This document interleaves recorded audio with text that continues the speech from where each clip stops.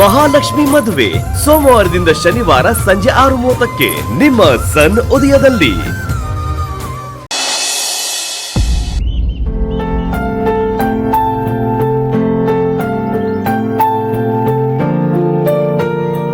ಶ್ರೀಹರಿ, ಒಂದು ನಿಮಿಷ ಹೇಳಿಯಪ್ಪ. ಹುಡುಗಿ ನೋಡಿದ್ಯಲ್ಲ, ಏನನ್ನಿಸ್ತು? ಹುಡುಗಿ ನನಗಿಷ್ಟ ಆಗಿದ್ದಾಳಪ್ಪ.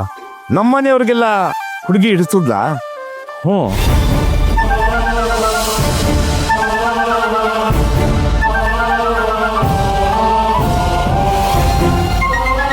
ಹುಡುಗಿ ನನಗಿಷ್ಟ ಆದ್ಲೋ ಇಲ್ವೋ ಅಂತ ನೀವ್ಯಾರೂ ಕೇಳಲೇ ಇಲ್ಲ. ಅಲ್ಲ ಅಪ್ಪ, ಅದು ನೀವು ಕಾರಲ್ಲೇ ಕೂತಿದ್ರಿ, ಹುಡುಗಿ ನೋಡೋಕೆ ಒಳಗೆ ಬರಲೇ ಇಲ್ಲ. ನಾನು ಕಾರಲ್ಲಿ ಕೂತ್ಕೊಂಡೆ ನೋಡಿದೆ ಕಣ. ಹುಡುಗಿ ತುಂಬ ಲಕ್ಷಣವಾಗಿದ್ದಾಳೆ. ನನಗಂತೂ ತುಂಬ ಹಿಡಿಸಿದ್ಲು. ಈ ಮನೆಗೆ ತಕ್ಕ ಸೊಸೆ ಆಗ್ತಾಳೆ.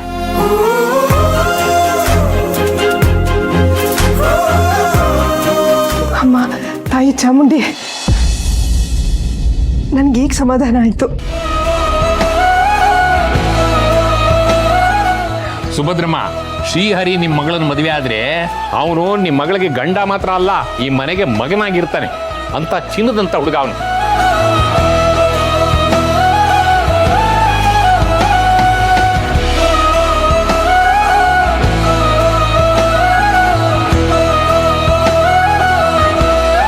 ಕಂಗ್ರಾಟ್ಸ್ ಅಕ್ಕ.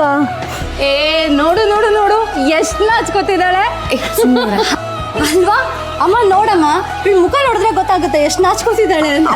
ನೋಡಮ್ಮ ಇವ್ರಿಬ್ರನ್ನ. ಸುಮ್ಮನಿದ್ರೆ ಯಾಕೆ ರೇಗಿಸ್ತೀರ ಅವಳನ್ನ?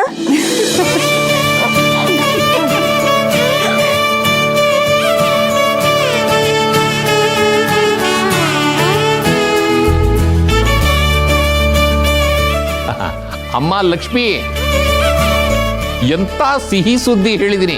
ನನ್ನ ಬಾಯಿಗೆ 4 ಕಾಳು ಸಕ್ಕರೆ ಹಾಕಲ್ವಾ?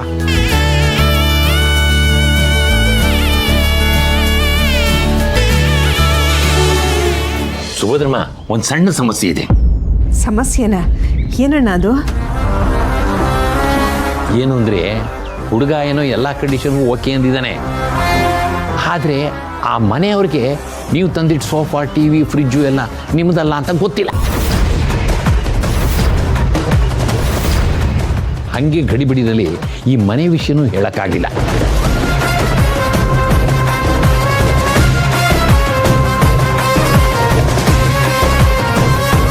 ಅಯ್ಯೋ, ನೀವು ಏನು ಹೇಳ್ತಾ ಇದ್ದೀರಾ ಅಣ್ಣ? ಅಯ್ಯೋ, ಗಾಬರಿ ಆಗುವಂಥದ್ದೇನಿಲ್ಲ. 1000 ಸುಳ್ಳು ಹೇಳಿ ಒಂದು ಮದುವೆ ಮಾಡುವಂತಾರಲ್ಲ, ಇದು ಹಾಗೆ. ಒಂದು ಚಿಕ್ಕ ಸುಳ್ಳು ಹೇಳೋದ್ರಿಂದ ನಮ್ಮ ಲಕ್ಷ್ಮಿ ಜೀವನಕ್ಕೆ ಒಳ್ಳೇದಾಗತ್ತೆ. ಒಳ್ಳೆ ಹುಡುಗ ಸಿಗ್ತಾನೆ ಅಂದಮೇಲೆ ಇನ್ನೇನು ಬೇಕು ನಿಮಗೆ?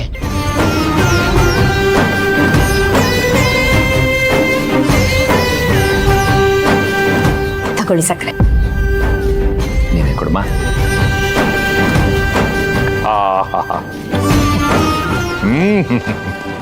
ಶಿವ ತೃಪ್ತನಾದ.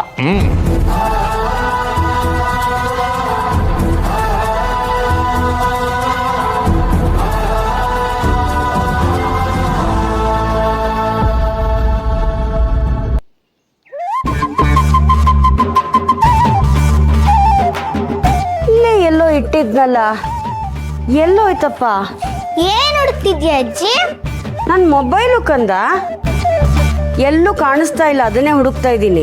ಇದೆಲ್ಲ ಒಂದು ವಿಷಯನ ತಲೆ ಕೆಡ್ಸ್ಕೊಂಬೇಡ. ಲ್ಯಾಂಡ್ಲೈನ್ ಇದೆಯಲ್ಲ, ಅದನ್ನ ಯೂಸ್ ಮಾಡು. ಈ ಲ್ಯಾಂಡ್ಲೈನ್ ಯೂಸ್ ಮಾಡಿದ್ರೆ ನನ್ನ ಮೊಬೈಲ್ ಹೆಂಗೆ ಸಿಗತ್ತೆ?